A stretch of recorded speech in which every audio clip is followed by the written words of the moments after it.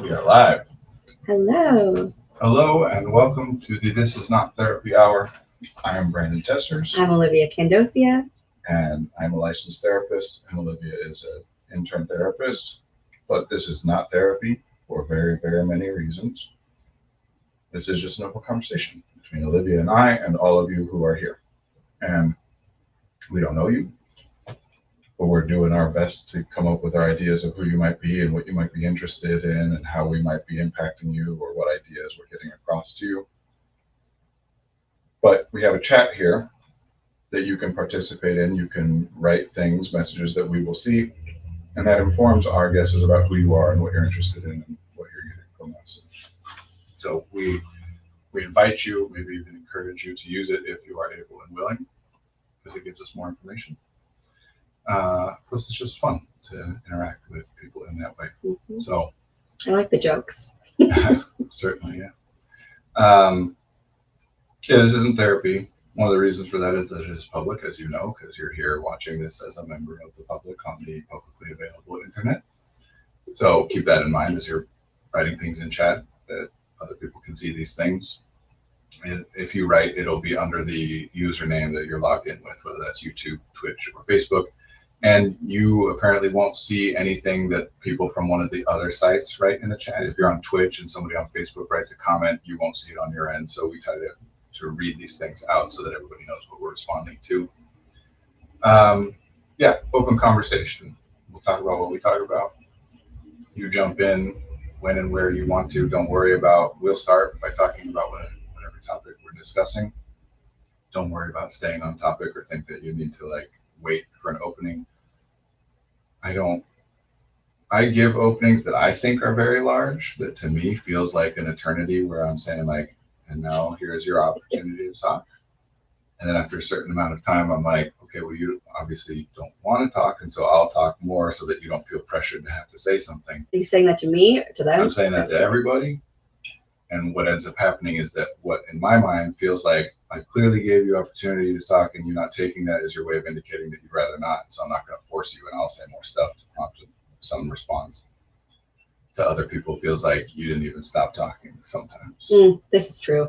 I've experienced that with you.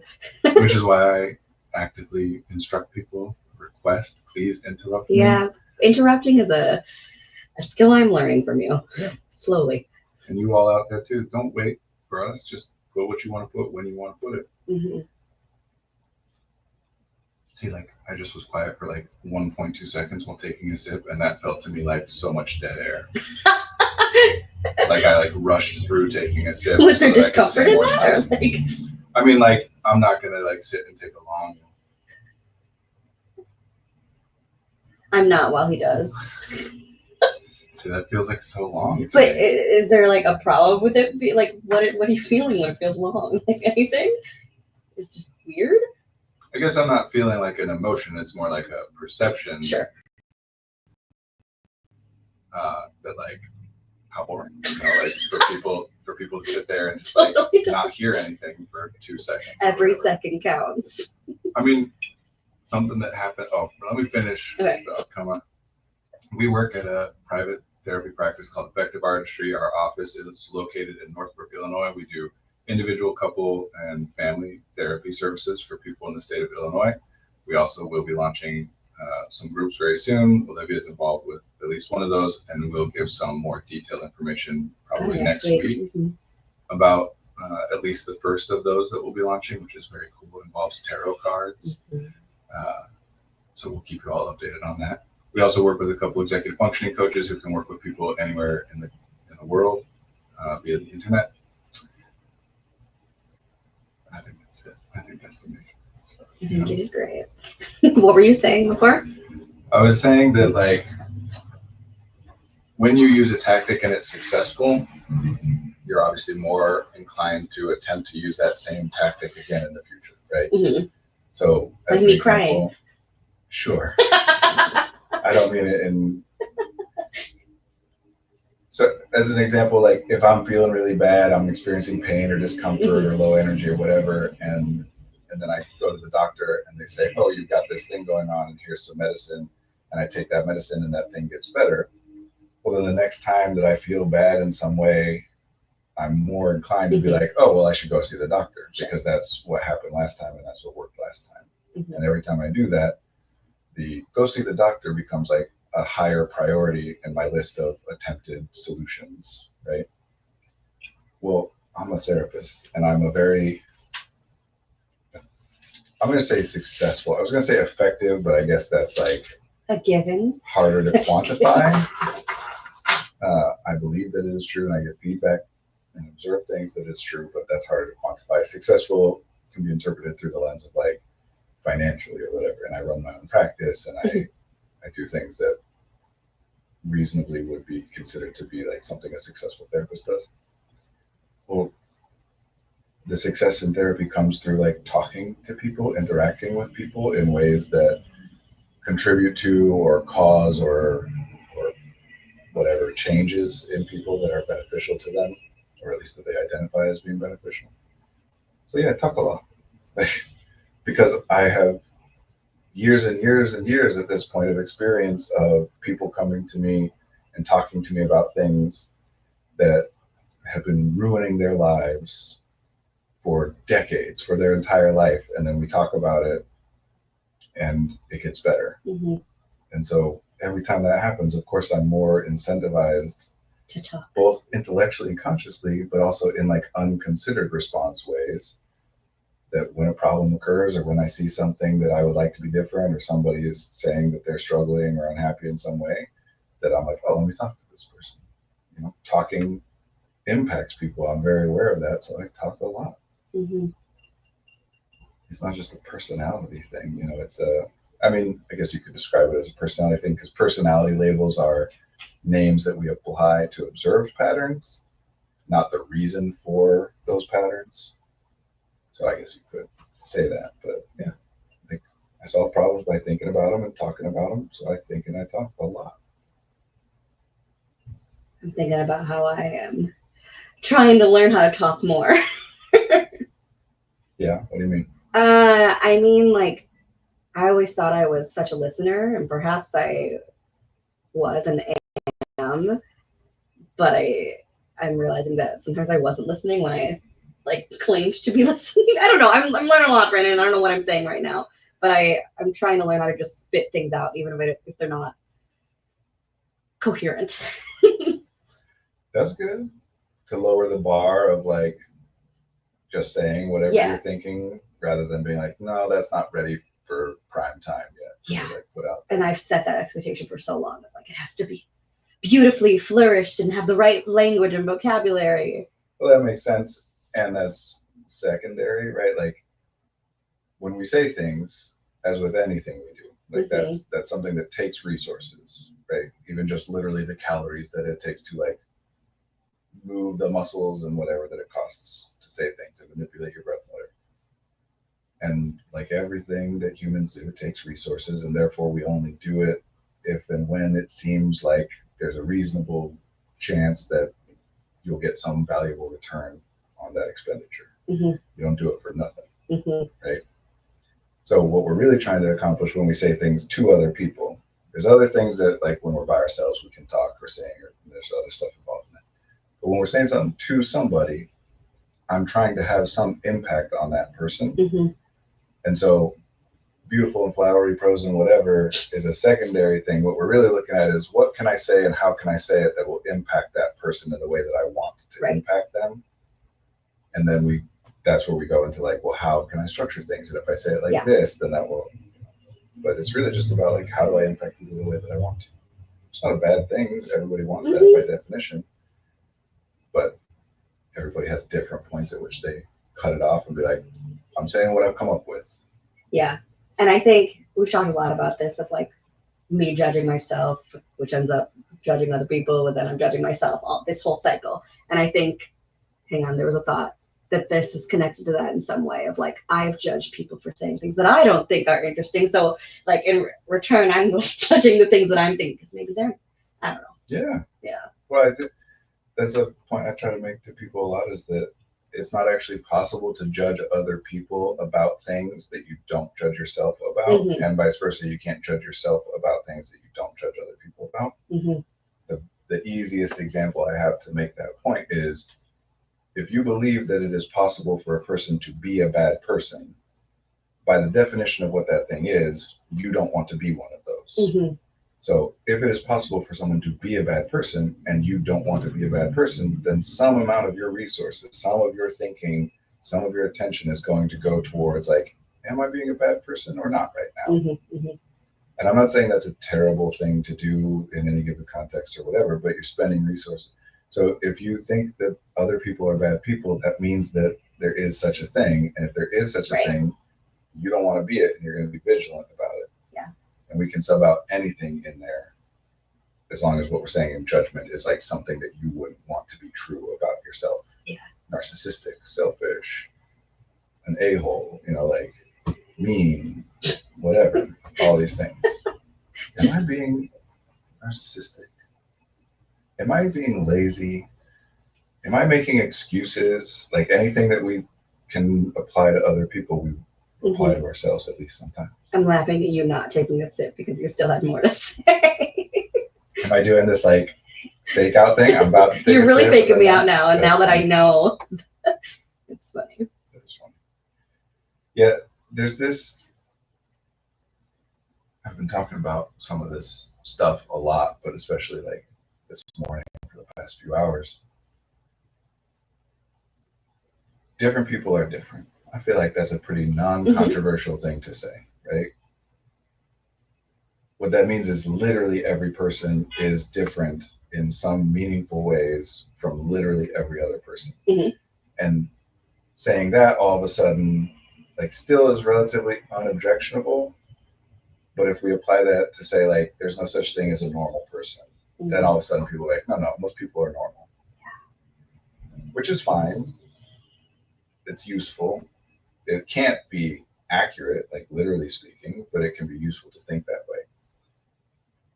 And people can be like, the statement, most people are normal, if we apply it to any given specific thing, is true always, because that's what normal means. Normal means most common. Mm-hmm.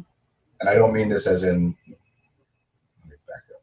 People have these connotations, this belief that normal means good and weird means bad. Mm-hmm. And so then when I say like, no, normal just means most common, it'll often get interpreted as like, yeah, it's not bad, even though it's bad. It's just we only think of what's good as being good because most people are that way. And I don't mean that. I mean, literally, normal only means most common. Right. And then, yes, we do attach like ideas about what's good and bad based on that, Mm-hmm. even though there's all kinds of things where we actually prefer the abnormal version, the weird version, Mm-hmm. like being tall or being intelligent. Like those are both abnormal or weird things by definition. We're talking about someone on a certain end of the bell curve. Anyway, normal just means most common. So the statement that most people are normal is literally by definition true as long as you're talking about a specific thing. Meaning like most people are a normal height is by definition true. Most people have normal emotional responses. Whatever emotional responses most people have is the normal response because it's the one most people have, and that's what that means. So you just have to be specific, because otherwise you're creating this category of like, some people are normal and some people are weird, and that is absurd. Right. That cannot be true. There are things that can be true that we might encapsulate that way or express in that way, but no, there's not two categories of people, normal and weird. Mm-hmm. Even if there were, then the weird people, the people in that category, that would be normal for that category Right. of people, Mm-hmm. which is a lot of what people are saying, right? It brings them relief to be like, I'm one of those weird people, so what I'm experiencing is normal for me, Right. because that's what's normal for weird people. Have I ever told you where weird comes from? No. Etymology? No. It's one of my favorites. It's an old, like, Proto-Germanic word, W-Y-R-D. I don't know how it would Okay. originally be pronounced, but I assume something along the lines of like weird, something like that. That's a good theory. And it means fate, Fate. in the sense of it's a thing that everybody has, right? Like Mm. you have a weird. It is Yeah. like it's not specifically like, here's what will happen to you over your life, that Mhm. sense of fate, but more like almost kind of in the sense of like how people would say you have a soul, right? Like it's an element of you. Yeah. And this element of you is the thing that is about like your place and Mhm. role and yes, future in a sense, but like this like unobservable thing. Fascinating. And then over time, the usage of that word shifted in part because like Shakespeare, for example, you know, talking about the weird sisters and whatever, in part because they started applying weird to people who manipulate fate Mm-hmm. or like control fate, Mm-hmm. their own or others. And then over time continued to evolve. And I'm sure I'm missing at least some of that or misrepresenting some of this, but simplifying my understanding of it to whatever extent it's accurate. And then over time it continued to shift to just become about like the aesthetic accoutrement of people who we think of that way. Like the weird sisters are the weird sisters because of how they interact with fate, not because they look a certain way and dress a certain way and focus on certain things. But over time, the meaning just shifts and ends up becoming like people who are unusual.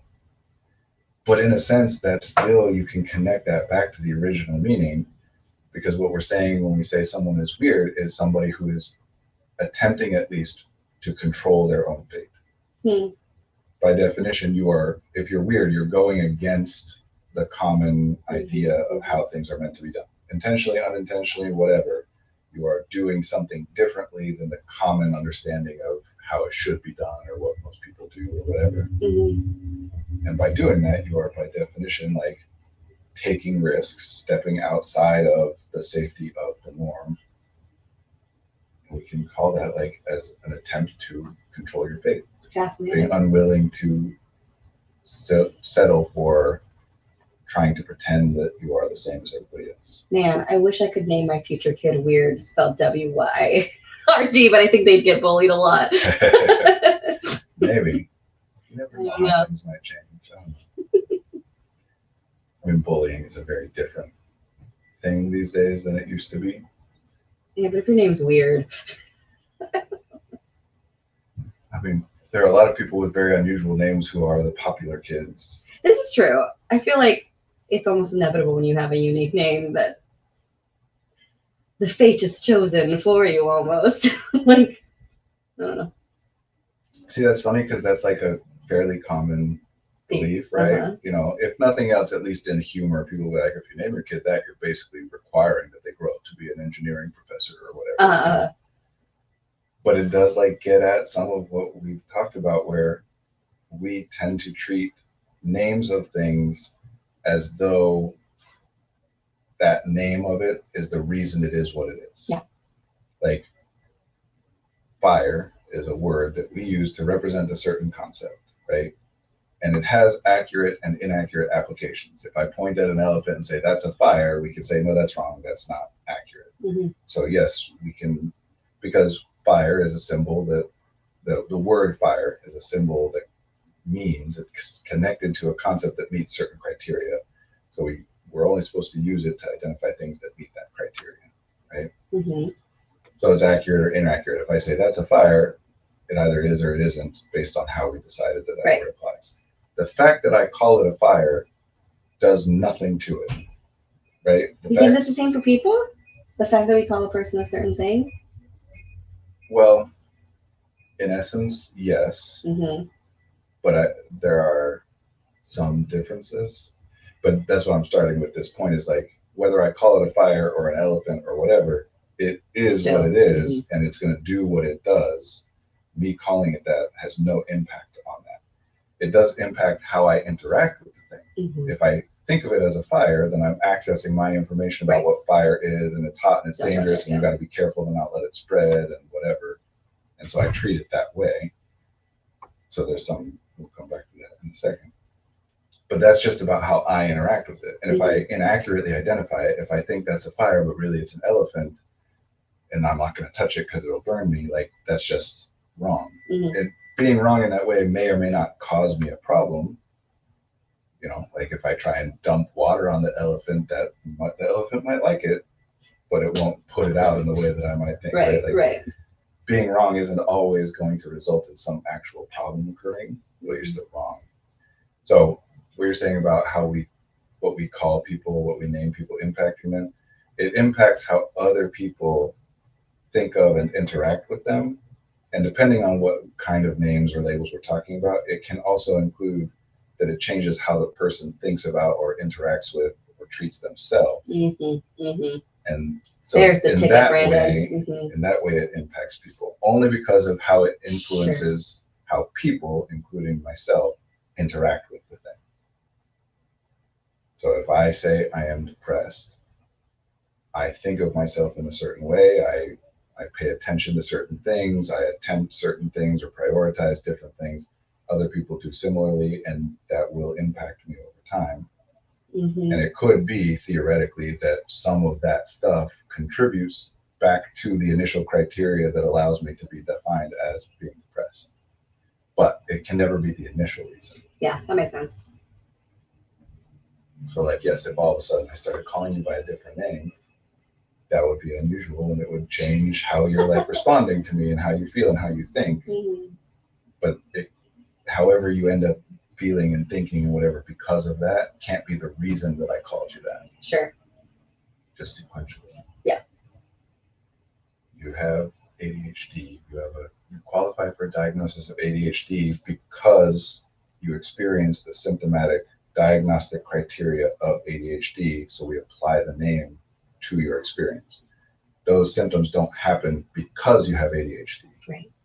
Because if they didn't happen, then we'd say you don't, which is part of the confusion, especially with autism, where people, to this day, many people, I'd venture to say most people, think of autism as something you can quote unquote cure, which just means taking somebody who exhibits the diagnostic symptoms, criteria of what qualifies someone for a diagnosis of autism spectrum disorder, and then something changes and now they no longer experience those things or behave in those ways or demonstrate those things, and so they no longer meet that criteria for the definition.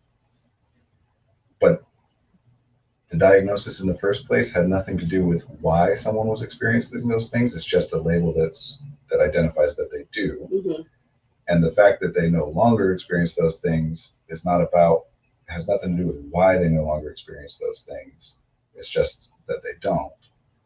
And as a simple way to, like, there are unknowable numbers of mechanisms that could contribute to that, but to make two very clear to show how this can go differently.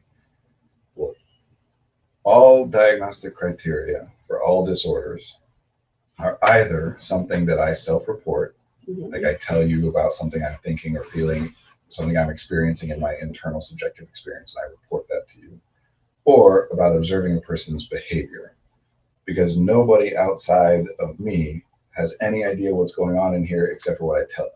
They can have their theories about it, but it's not observable. I can just report it to them. So as an example, if in order to qualify for a diagnostic label of major depressive disorder, one of the criteria is that I feel significantly sad for the majority of a day, for the majority of the days of a week, for a period of longer than 6 months. Well, to know that, I have to report to you that I'm feeling sad. If something were to happen and I now become terrified of reporting that to anybody, I still am feeling the exact same thing on the inside, but I start saying, no, I'm not sad anymore, I'm happy. Now all of a sudden I don't meet the diagnostic criteria anymore. So I could have that label removed and people could theorize about that it was cured or it's been addressed or whatever, when in reality all that changed is I'm no longer telling you about what's going on. It is also possible that like things change in my life and I am now genuinely not feeling sad in that way anymore. I'm not faking it. I'm actually accurately reporting to you my internal experience and I'm now happy most of the time, in which case I can have that label. I no longer qualify for that label. It's the same thing for autism, right? That one of the diagnostic criteria for autism is social deficit. Right? You experience social deficit in more than one context.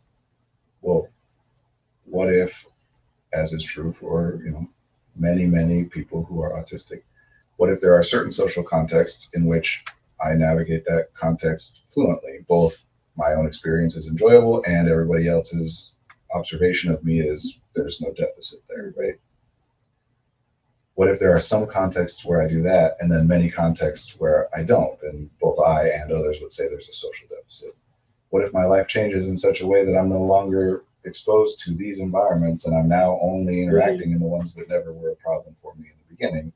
Now all of a sudden we'd say no social deficit, right? Another version would be that what if whatever we're describing as a social deficit has to do with some lack of understanding that I then acquire, right?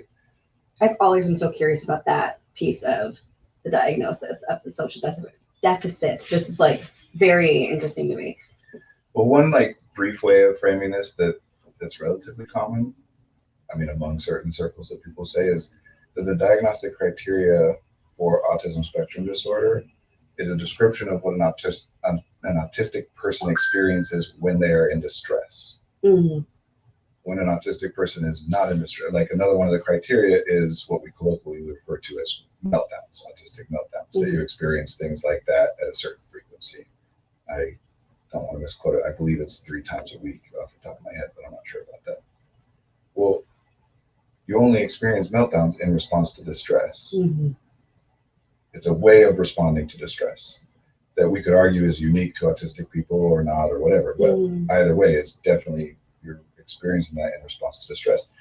If all of a sudden your life changes so that you're no longer experiencing that distress, then you're not going to be melting down in that same way or with that same frequency, and then we can say you've changed, when in reality it was your environment changed. That's a big part of the issue with the medical model, is everybody treating disorders as though they are entirely about the individual, and that every element of it is contained within the individual and ignores environment and context. But by definition, disorders involve the environment and the context. Like, I can't have alcohol use disorder if there has never been any alcohol within arm's reach of me. So it can't just be about me. I can't have delayed sleep phase disorder. The diagnostic criteria for that is regularly goes to bed 2 or more hours later than is considered culturally appropriate, right? Like, in order for that to be the case, we have to know what we'd identify as culturally appropriate, and it changes based on the culture. And if I'm in one culture, I might qualify for the disorder, but I move to a different culture and I all of a sudden don't. One of the diagnostic criteria for oppositional defiant disorder is engages in behavior which annoys those around them, which really depends on the people around you and what they get annoyed by. So none of these have ever pretended to be about only what's inside of a person, but that's just how the messaging kind of got interpreted, and now it's become something that people almost consider sacrosanct, that like this stuff is a disease, and it's not. Yeah. Which doesn't mean it's not real, and doesn't mean it's not impactful and important, and that it deserves consideration and support, and like all that is true. I mean, categorically, it's not a disease. It does not. The mechanism which causes the symptoms does not occur within the self, or at least does not occur solely within the self. Yeah. I'm just thinking about, like, in my classes, people like us asking questions about the criteria in the DSM and the frustrations that came about in people with the vagueness sometimes of the definitions. But hearing you say that it's never been, what did you just say?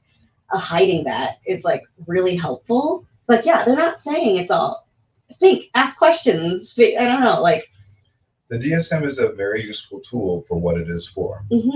I don't want it gone until and unless other things change where that tool is no longer a useful tool. In particular, the DSM is what allows us to use like ICD-10 codes, medically diagnostic codes that get put on paperwork that insurance then approves payment for treatment.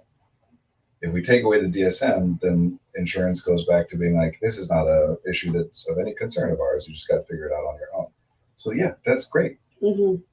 Also, we have, by this point in our like history as a species, we have discovered many like biological mechanisms that contribute to or impact these experiences. In other words, we have a lot of medicine that at least can, not necessarily does for every person, but can benefit people who qualify for certain diagnostic labels.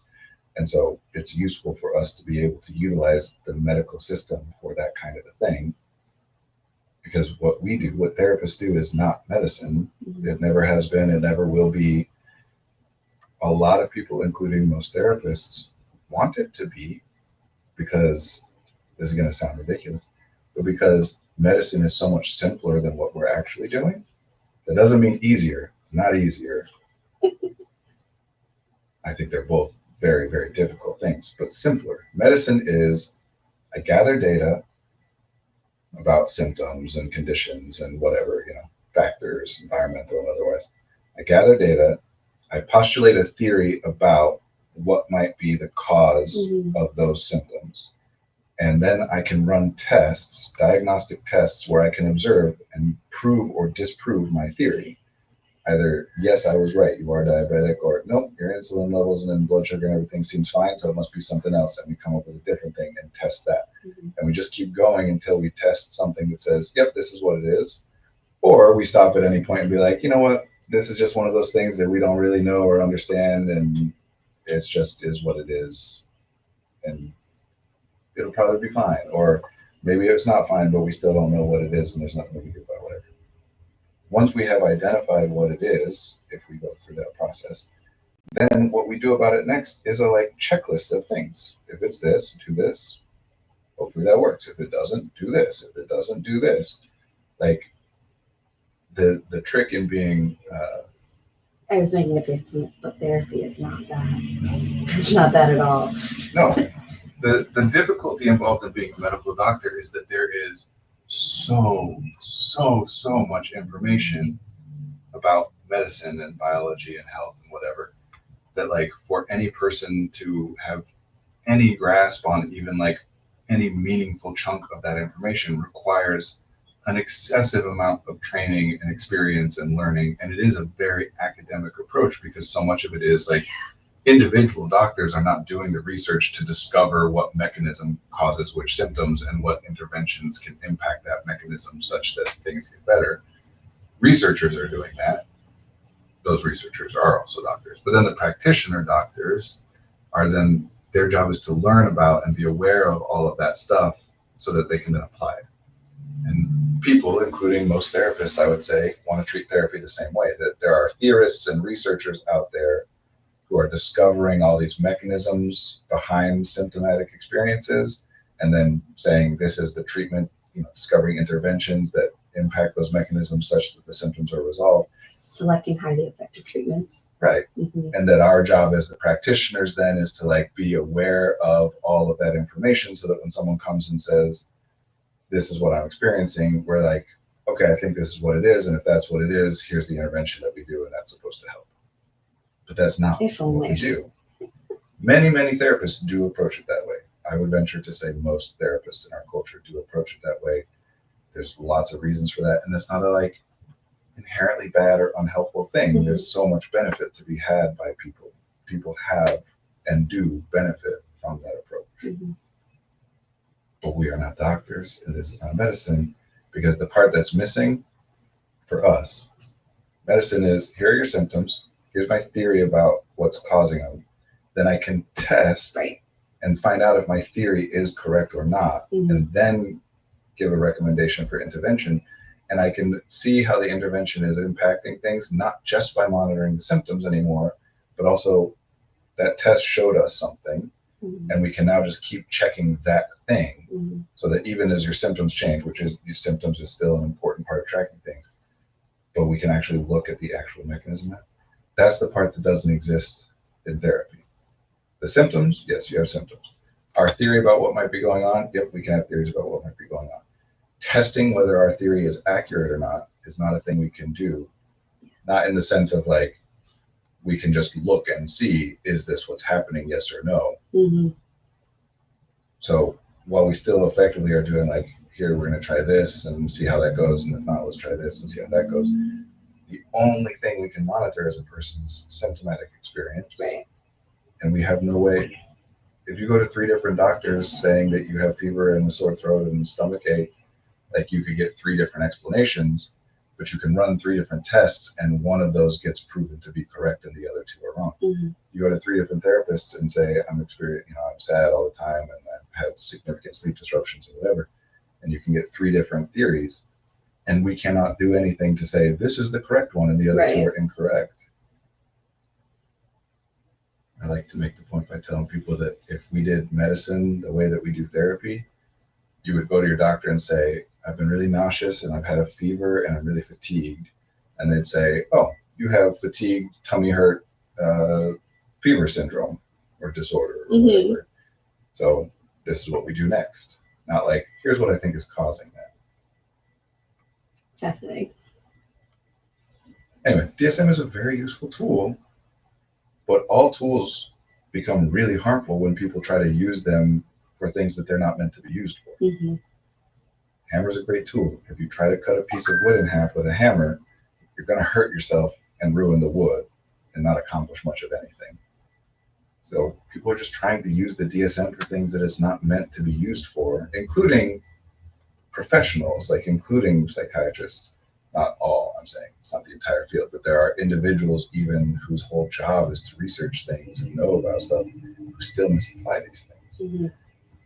I'm thinking about a conversation I had with a person in school to be a psychiatrist who has like a lot of experience in psychopharmacology. And I don't know if I should bring it up right now or if I should do it later, but I was talking to them about they were saying like they're so smart that they could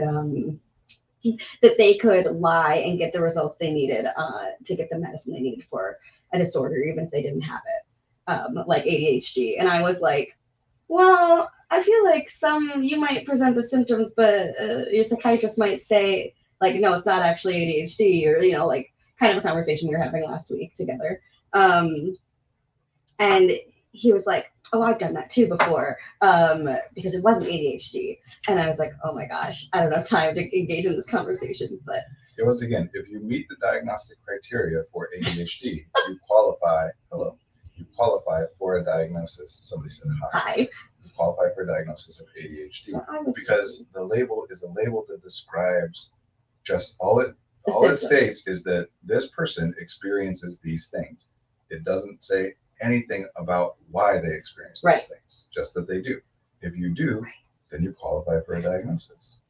And so, I mean, there are many, many reasons the following statement is true. Being able to lie and get certain results has nothing to do with being smart. But there's a lot going on in this conversation. It's also just like simple. All you need to do is know what the diagnostic criteria is, and anybody can purchase a copy of the DSM and look at what the diagnostic criteria is, and then tell people that's what you're experiencing. Mm-hmm. Now, there are certain disorders in the DSM where people are very suspicious and they want like, no, I won't just take your self-report. I need other information to back this up. And ADHD is one of those. Autism spectrum disorder is another one. Both of those, as well as some others, require that, like in the diagnostic criteria, it states that for autism spectrum disorder, it states that these, that the symptomatic experiences began before the age of 3. Mm-hmm. And so because that's in the diagnostic criteria, technically, if I'm going to diagnose it, I need to be able to get information from someone other than you about what you were like before the age of 3. So I need to talk to your parents. My mom had to put one of those out for my brother, and she's like, I don't remember what he was like when he was 3. Well, you can certainly call into question why it seems relevant that this stuff has to have happened before the age of 3. This leads down a whole other path, but I don't know. But it is technically in the criteria, so it is justified for a diagnostician to require that. This is one of the reasons that I and many others support self-identification, because like technically you need access to someone who can report things about you before the age of 3 in order to get it. What if your parents are dead? Mm-hmm. What if your parents hate you and you're not on speaking terms with them? What if they disagree with you? What if they deliberately are don't want to support you? What if they think you're misguided? We don't do that with other things. And there are reasons, I think, for this stuff, or at least some factors we could point at. But yeah, ADHD and autism spectrum disorder, as well as dyslexia, dyscalculia, all the learning disabilities and intellectual disabilities, the diagnoses that were originally developed primarily to talk about kids generally are the things that fall under this category, where people are like, I'm not going to just take your word for it. I want additional information. Because in large part, they were originally developed for children. Mhm. And so treating the person who's experiencing it as like the only valid source of information about it is not something people do with kids, Mhm. unfortunately. It's part of the reason that so many diagnoses have as a criteria, this diagnosis cannot be given prior to the age of 18, Mhm. because children, like legal children, are not considered to be viable, trustworthy sources of data. Which, by the way, just throwing this out there, all personality disorders cannot be diagnosed before the age of 18 as part of the diagnostic criteria.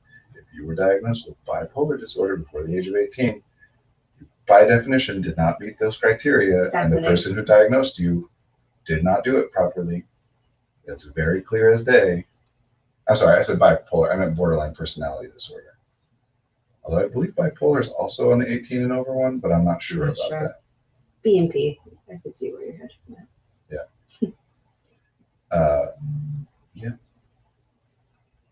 Oppositional defiant disorder again. You know, there's a disorder in the DSM called female sexual arousal / interest disorder. The diagnostic criteria for which is a woman is less interested in or aroused by sex and related, sexual things, less than she would want to be. In the current? Yes. Hmm. And that's to be fair, although I don't trust that all people apply this the way that it is intended to be applied, because this stuff is all used incorrectly and in terrible ways. The point of the diagnosis is that the extent to which the person who's getting that diagnosis feels these things causes them distress. Mhm. It's not meant to be like, my wife is not interested enough in sex, so let's diagnose her this way. Right. It's meant to be that, in this case, because it is named this way, a female person, someone who is identified Mhm. under the diagnostic criteria. Is there as a being male? female. Oh, no. There is no male equivalent. The closest male equivalent, which is in the DSM, is erectile dysfunction. Erectile dysfunction is not a disease. It does not meet it doesn't meet the criteria to categorically be a disease, because it can happen for many, many, many different reasons. Mhm. And that's not what diseases are. Mhm. Diseases have specific pathophysiology, a mechanism. So erectile dysfunction is a symptom of several different diseases. Sure. But it can also happen unrelated to any disease, at least any disease of which we are aware, Mhm. right? So in and of itself, it is because in order to be able to justify receiving access to interventions and having insurance cover those things, you need a diagnostic code. There has to be a diagnosis of erectile dysfunction separate from other disease. Otherwise, you could only get that intervention, those treatments and whatever, if you had one of those diseases. Mhm. So that exists in the DSM. It's a disorder. I gotta go and just click on all the disorders now and browse. Yeah, another thing that maybe this is a little over the top, but certainly anecdotally I can say is the case. Even therapists do not know what's in the DSM. Yeah. Because again, we're not doctors. Doctors tend to have more of an awareness of what is in the DSM than therapists do. Mhm. They're not going to know it perfectly either, unless they have certain specific specializations. Like psychiatrists generally should know the DSM pretty much backward and forward, which only makes it all the worse when they give diagnoses that the DSM says cannot be given.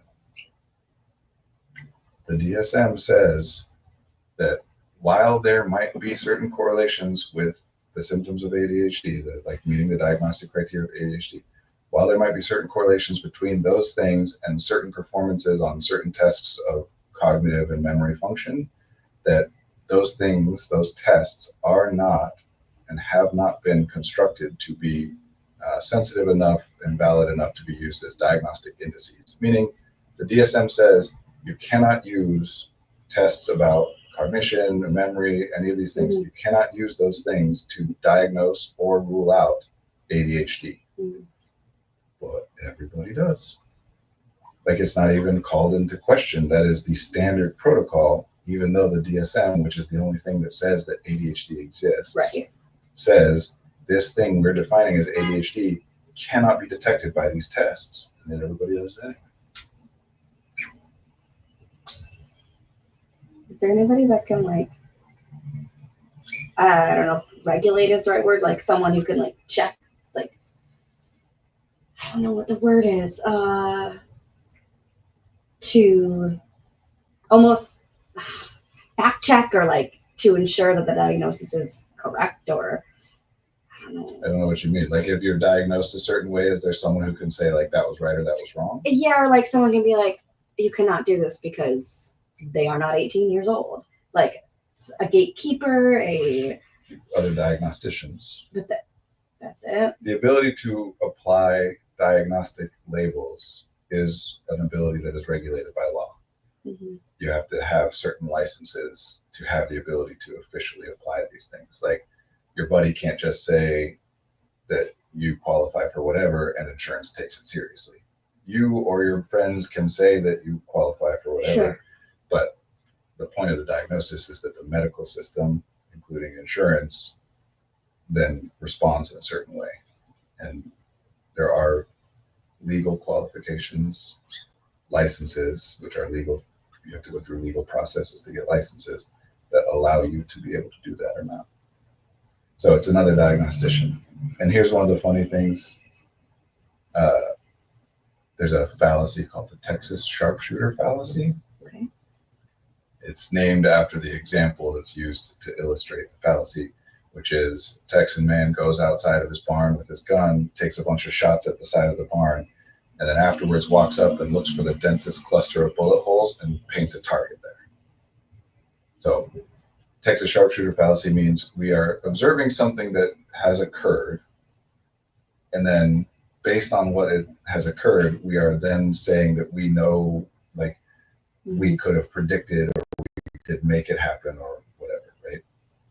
So a lot of what we're talking about is Texas sharpshooter fallacy, meaning that, yes, we observe a certain number of symptomatic experiences happening in correlation with other ones at a certain rate, right? Like, seems like a lot of these people that struggle with this thing that we can colloquially refer to as an autistic meltdown also seem to struggle with this thing we can call a social deficit, and also seem to struggle with adapting to change in their routines. And, like, I wonder what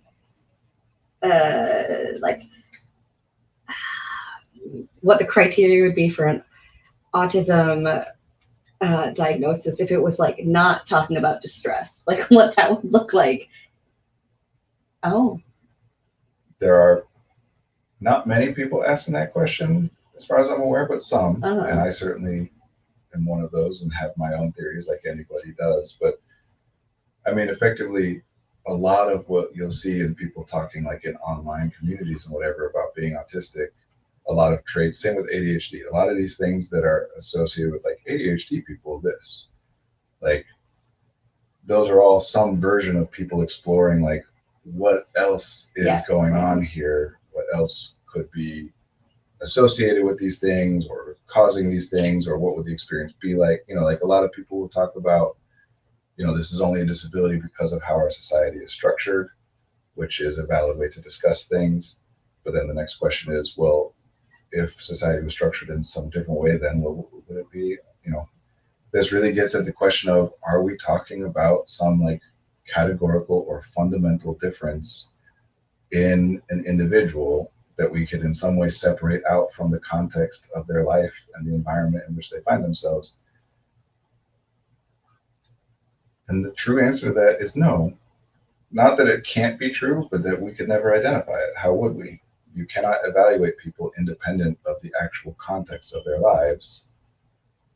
So there are thoughts, and I have mine, about what are the traits and what are the characteristics of people who have a tendency to experience these kinds of things. And it's worth, I think it's very fruitful and valuable to explore that. Would you like to explore? I'm curious. We can if you'd like, but it's important, I think, not just for me to have this conversation, but for anyone exploring this stuff.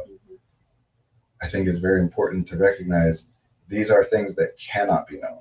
Mm-hmm. This is not stuff that we can identify. This is or is not correct. This is right or it is wrong. Sure. Back to that Texas sharpshooter fallacy, the thing about DSM diagnoses, let's say you're diagnosed with ADHD, Mm-hmm. and then 10 years later, somebody else diagnoses you and they say, no, actually you have generalized anxiety disorder, and the symptoms that you were experiencing that got labeled as ADHD are actually a result of your generalized anxiety disorder, right? And let's say that now shifts. You no longer have, they remove the ADHD diagnosis, you are now diagnosed with generalized anxiety disorder, and the treatment protocols and intervention shift and whatever.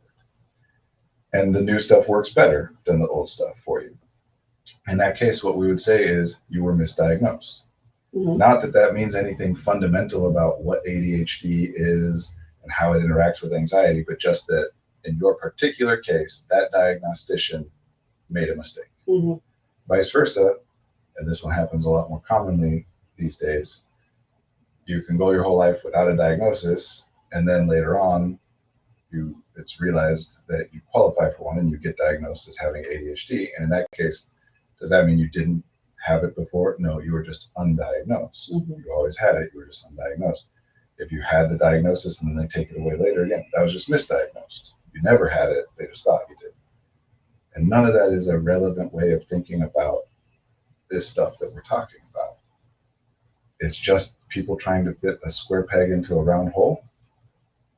That like we're trying to think of these things as though they are medical issues because that is a very simple and convenient explanation that allows us to identify, like isolate an individual away from the context of their life and say effectively, if you and I are in this room together, all the things that are relevant in what's causing this experience and how we change it are in this room right now with us. We don't have to think about, talk about, explore anything in the context of your life, anything anybody else is doing, anything that anybody is saying to you, anything about how your life is structured. It's all here because it's all within you, which is a very convenient thing because, great, I don't need access to the rest of your life. I can help you because you're here and that's all that matters. The reality is that interacting with a person, obviously I believe that can be helpful or I wouldn't do what I do. Because all experiences are the result of an interaction between an individual and the context in which they find themselves. Is it true that somebody else if somebody else was in a position I'm in at a given time, they would respond differently? Yes. Mm-hmm. Is it also true that if I was in a different context than the one I'm in, I would respond differently? Yes. Mm-hmm. So we can change things in an individual that make it so that the experience then is different, but that doesn't mean that the external stuff isn't impactful. Mm-hmm. It's just a matter of that's what we have the most access to. In other words, like if you are experiencing certain kinds of emotional difficulties and certain patterns with certain people in your life, that can result in what we end up calling major depressive disorder. And if we change things about you and how you approach things, then your experience can change in a way. Brandon, when will you start doing belly dance? Never. Never. Not the thing That I'm interested in doing. makes me think of when I didn't get cast in a show, my first time not getting cast in a show, my sophomore year of high school. I was trying so hard to find a hobby that I wanted to do, and belly dancing was one of the things that I got like the skirt and the little top, and I think I learned like a few YouTube videos, but I tried to kind of learn it a little bit at one point, a long time ago, but yeah, not something I actually pursued. yeah, I just thought it was interesting, like the movements and stuff. I think it's so cool. It's a lot of skill that I didn't want to put time and energy into. I ended up doing random acts of kindness became the thing that like fueled my Your hobby? Yeah, 100%. That's interesting. Which the word random with it, right? But I don't know. It's interesting. Also, I wish this were not the case, but I will acknowledge that I have issues with the way that I appear that would not have me be comfortable doing a belly dance, Oh. especially in a public forum. I don't like that. I don't like that that is true, that I think and feel those things. Also, what do you think consciousness and being more in touch with emotions can be a curse as people intellectualize feelings a lot? Yeah, I mean, the way I would frame that is that all things which vary from one human to another in non-pathological ways have different costs and different benefits, different upsides and different downsides. Being intellectual has upsides. It makes it so that you're particularly well suited. The thing that we mean by being intellectual, and whatever an individual person means by that, I have my own, but whatever we mean by that would mean that if some are more and some are less, that's just a matter of how things work naturally. Then that means that there's some things that it makes you better suited toward, some things where you can do things more efficiently or more effectively. Thoughts on the Rizzler's appearance on the Jimmy Fallon show. I did see a clip of that, but I'm not actually very aware of. I'm like only I very. didn't see. I thought some Jimmy Fallon, but I didn't see this. I have heard of the phrase, for example, I've heard someone phrase it as intelligent people. That one of the downsides of intelligence is that intelligent people have access to very complex forms of self-deception, as an example. I mean, I would say that in many ways, my focus and my practice is particularly on working with people who are very intellectual. I would also say that that's true of therapy broadly, because the kinds of people who are voluntarily interested in therapy are intellectually oriented, because it's an intellectual, at least the appeal of it, the way that it is described and whatever it is described as something that really only would appeal to intellectual people. Meaning there's a lot of people that are like, I don't want to sit around and talk about my feelings. What's the point in that? And then there are people who are like, if I think differently about things, that'll change how I feel and how I experience life. So it tends to be like that. So can it be a curse? Yeah, I would just say that's like one of the downsides of being intellectual is an attempt to intellectualize everything. We were talking at the beginning of this about you use a tactic that's successful, you're incentivized and to use that tactic again, and eventually it just becomes what we call a predisposition, where you kind of automatically reference or try to use that tactic. If you solve problems by thinking about them, which pretty much all people in America at this point now, because of some things that I think are really great but have downsides, academics I'm talking about, pretty much all of us are put into a position where thinking about problems is like the primary activity that we are asked to do. Maybe that's not right. It's the thing that that is messaged to us all in many different ways, but all across the board, that being able to think about problems in order to solve them is the most valuable thing that one can do. So we are all incentivized from at least the age of 5 onward, but really it's baked into everything, including our language use and whatever. We're all incentivized to be like, I need to work better on thinking about stuff. Does that actually play out? No. I think actually intellectual people tend to be completely blown away by an increased understanding of how not universal that experience is. For example, like, it freaks me out you even saying that. I'm like, what are you talking about? When you said not just allowed. like literacy rates, for example, like when there's something called functional illiteracy, which is a person can like sound out words, can read, translate written symbols into sound, but that process is so effortful for them that it's not actually something that is utilized in day-to-day life. And there's lots of evidence to suggest that functional illiteracy is far more common than anybody would guess. And so this is about projection. People tend to be focused on projection as a defense mechanism, which is a specific thing that Freud was talking about. But at its root, it's just really, we only have our own experience. The only understanding I have of anything is filtered through my own experience.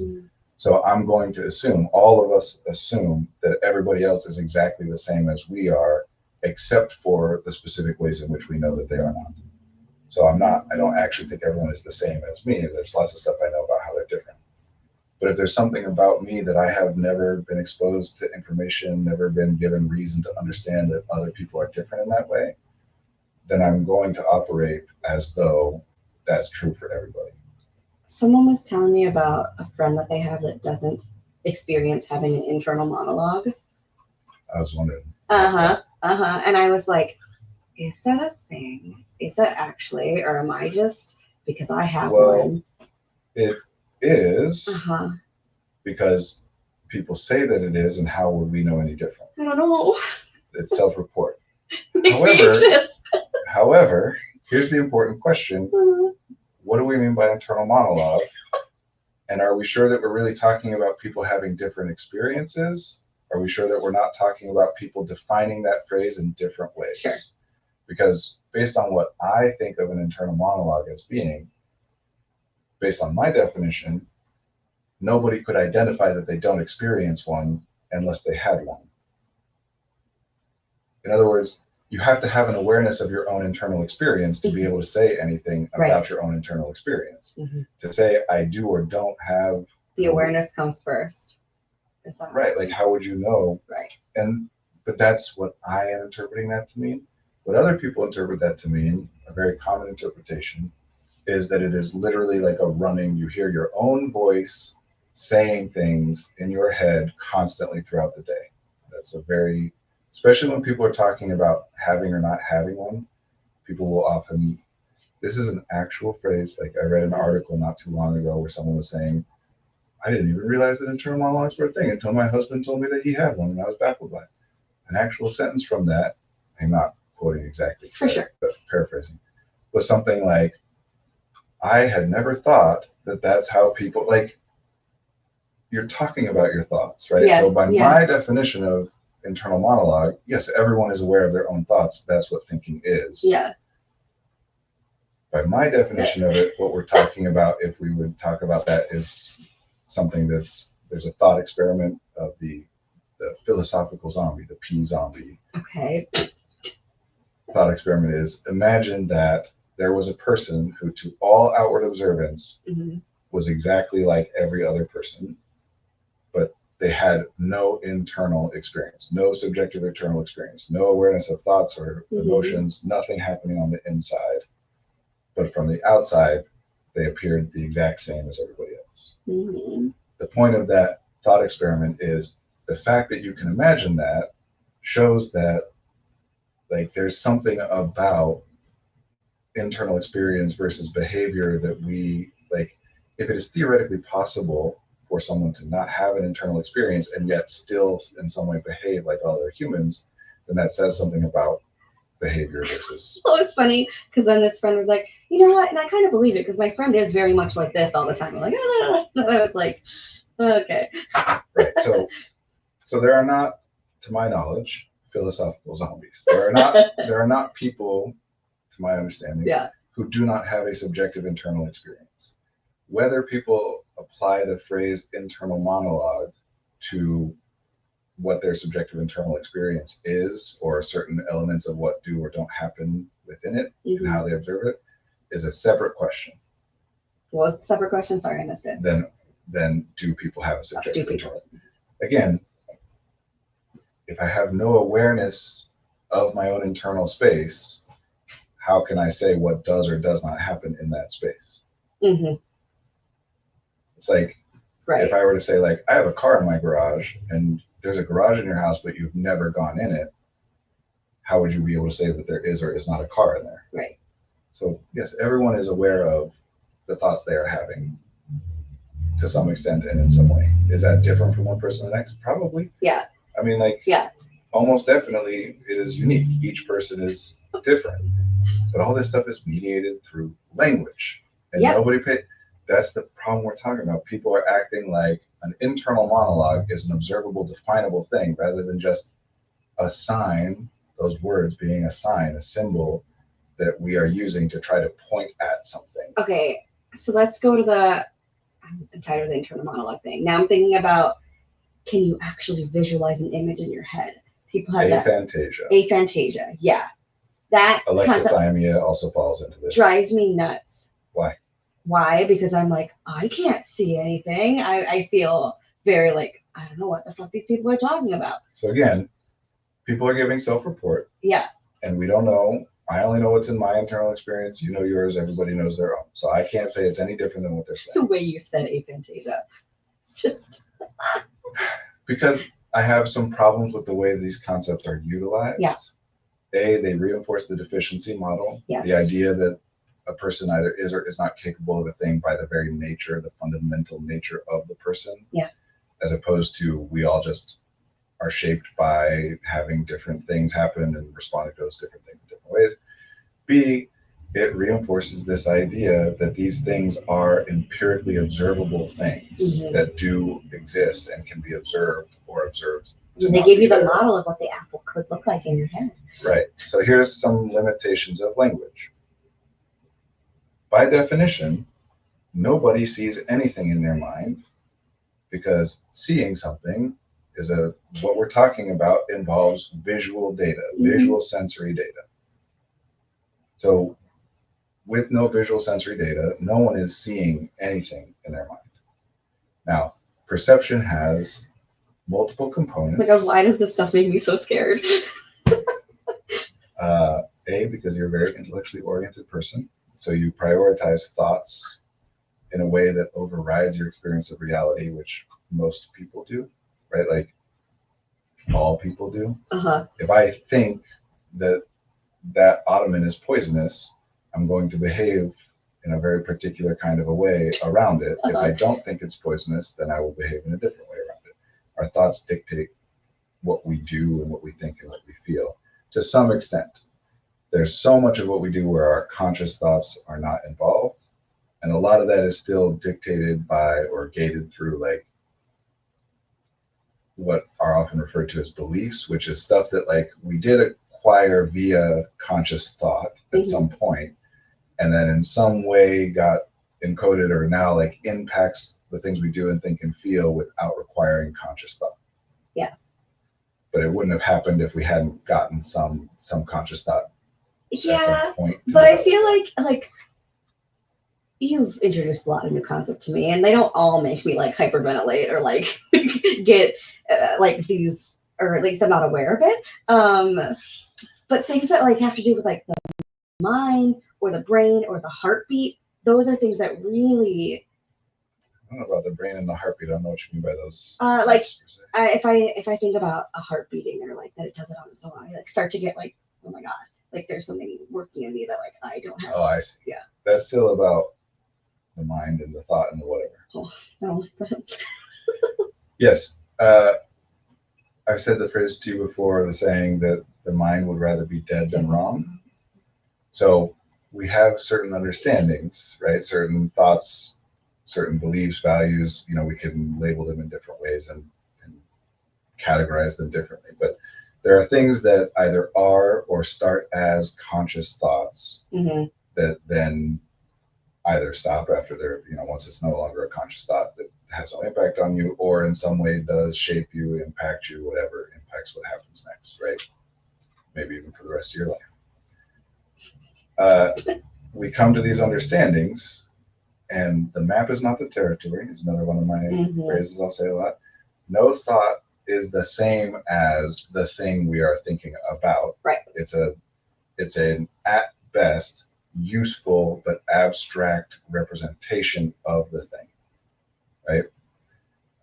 But we don't think that at first. We think that our thoughts are including our own perceptions. Like I am seeing that ottoman, and it's only by thinking in a very particular kind of a way that you can come to the conclusion that like, no, what I'm consciously aware of, while theoretically built on top of light that bounced off of a thing that exists there and then hit my eyes and red rods and cones and then got turned into electrical signals that were filtered through a perceptual set and blah, blah, blah, blah, blah. Like, and the end result of that is that what I am aware of consciously is not the same as the thing that is there. It's just a representation of that thing. And it's because for the most part, that's a distinction without a difference. It doesn't matter. Hmm. Like, we don't need to think about that because mostly it doesn't matter. For practical purposes, Right. if I'm interacting with this thing as though my concept of it is the same as what is there, that's great. Great. It doesn't really matter whether I think that or think something different. And then what happens is some of these beliefs, these thoughts, we like build so much on top of those things, we rely on them so much that if and when something happens later and we're like, uh-oh, that thing that I thought might actually be wrong, Hmm. then it's like, I might be wrong about everything. Hmm. I don't know anything. Like I've built so much of my life around this concept that I can navigate this world safely and effectively because of how I think about things. And now I'm realizing that some of the ways I think about things are wrong, or even worse, I'm realizing that none of the ways I think about anything can even possibly be 100% accurate. And now I'm like, well, then I cannot navigate the world safely because I believe, one of my beliefs is that I can only navigate the world if I understand it. Hmm. So if I think that I'm healthy, and then you tell me I have cancer and you're my doctor and you point out the evidence, I'm going to feel real bad about that, even though it was true before you told me that, theoretically. But my awareness of it is not different. So a lot of this stuff, it's about that. And in particular, a lot of these things you're talking about are about like how much you think or how much we think we are in conscious control of both ourselves and the world around us. Hmm. Is way less than we think it is. Hmm. And so realizing that is like, well, crap. This falls under the category in existentialism. There are the four universal fears, the four universal existential fears: death, meaninglessness, Hmm. isolation, and then the fun one everyone gets confused about, freedom. The one we're talking about is isolation. The existential fear of isolation is dealing with the reality that my internal subjective experience does not interact with, does not touch or overlap with the real world or reality in any way, and it never will, and it can't. That's not usually how people think about it or talk about it. Usually it comes up as like, I cannot get anyone else to understand what, Yeah. like, no one will ever understand what it is like in my subjective internal experience. And various versions, because everybody becomes aware of that at different times over the course of life in different ways. But the various experiences of like realizing that what is in my internal subjective experience is something that no one else will ever know. I ebb and flow between the beauty and terror of that And that's kind of the like idea. idea of Yeah. existential fears, is they're universal because they are inherent to our existence. And because they're inherent to our existence is built around them. Like we can all be terrified of death, but it's also like, and life only has meaning because of death. Would that be the case if we didn't die? You know, like if we were immortal, would we still come to the same See? conclusion? But like that's not possible, Right. at least not to our understanding of things. So yeah, it's like here's another one that will make people scared sometimes. Lay it on me. The ego, the I, me, who I am. The vast majority of the time when people are thinking about or talking about I, me, Hmm. we're talking about our consciousness. Even though intellectually, if you asked me, is my body me? I'd say like, yes, I am my body, or it's part of me or whatever. No. But even in that phrasing, I just called it my body. Right. So the thing that owns my body is not me, right? Mm-hmm. We do that all the time. My body's sending me a message. I got to take care of my body. Because the talking part of us, the thinking part of us is the thinking part of us. This is why I don't do edibles, Brandon, because the one time I did, it was horrible. It's too much awareness. So what that means is every night or at whatever time, when you go to sleep, Uh-huh. you cease to exist. Uh-huh. You just wink out of existence. Your consciousness no longer exists. Mm-hmm. And you just trust that it will be reestablished. Your body will recreate it later on. You'll come back. If you didn't trust that, you wouldn't go to sleep. Mm-hmm. And you know that it is quite possible, not quite possible, it is possible that you might not wake up one day. And and yet we go to sleep every time anyway. Mm. And people will generally respond to that with like some version of, yeah, but your consciousness doesn't cease to exist when you're asleep, which it by definition again literally does. You are unconscious. There's no consciousness. And people will be like, well, what about dreams? And what about dreams? And then we can go back to affectation dreaming too. What about dreams? What's When do you experience a dream? when you're asleep? How do you know? How do you know that you experienced a dream while you were asleep? Because I wasn't awake when it was happening. I don't know. When what was happening? When the story's happening in my. And if you wake up one morning and say, I didn't dream, did you? I don't know. I don't know. And if you wake up one morning and said, I had a dream, did you? Yes. I think. What we're talking about is once you become conscious, you have a memory of having had a dream. Without that memory, you say, I didn't dream. Or sometimes, again, people will say, like, no, I'm sure you dream whether you remember it or not, which, depending on what you mean by dream, could theoretically be a true statement. What do we mean by dream? But either way, you weren't conscious. Yeah. It's only once you are conscious again that you have any thought of having had a dream. What about the times when you're in a dream and you realize you're in a dream? Again, that's only once you become conscious, you have a memory of having realized that you were in a dream. But I've had dreams where it's like, oh my God, I'm dreaming. And then I like talk myself into like waking up. Yes. I hear what you're saying. And you remember that. Yeah, I do. As a conscious person, Yep, you I remember do. having had that experience. Yep. Does that mean that's what happened? Who knows? This is kind of why dreams, one of the reasons why dreams have played such a major role in human experience to this day and throughout all our history, because it's weird It's so weird. and no one can explain It's it. so weird. And like common dreams too that people experience, like losing teeth or like, Which, by the way, culturally influenced. Is it? Even the teeth one? Mhm. Even the teeth one. That's the only one I All get. dreams are, because all conscious thought is. Yeah. Everything is built on top of symbols, and those symbols are symbols that you have acquired through some process.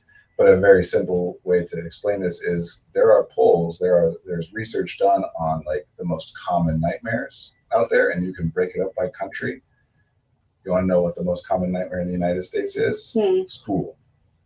I have a test that I didn't prepare for. I'm in school and I'm not wearing clothes. Some version of being unprepared for something happening at school, including when you have not been in school for 20, 30, 50 years, you still have those dreams. That is the most common nightmare in the United States. It is also the most common nightmare in the United Kingdom. It is the most common nightmare in no other countries. And what are the other nightmares in the other places? Different ones. Some of them are like literally about certain kinds of creatures. Some of them are about different kinds of experiences.